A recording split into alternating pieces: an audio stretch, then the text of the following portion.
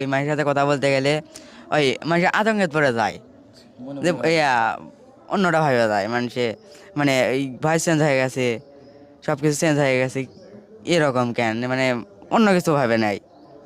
ওই জন্য আরও ঘরের ভিতরতে বের হয় না।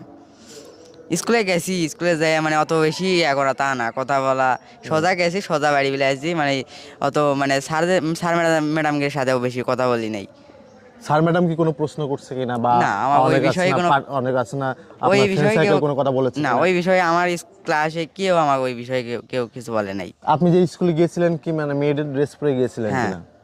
মেয়েদের ড্রেস পরে হ্যাঁ। আপনি স্কুলে গিয়েছিলেন? হ্যাঁ, সবই। সবই মেয়েদের ড্রেস ছিল আপনার, হ্যাঁ। তখন আপনার চুলগুলো অনেক লম্বা লম্বা ছিল। হ্যাঁ।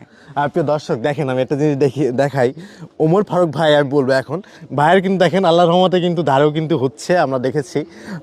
আগে কি এরকম কি কুটোকুটি কি দাড়ি কি আপনার ছিল কিনা? না, ছিল না, এই ট্রিটমেন্ট করা শুরু হওয়ার পরে থেকে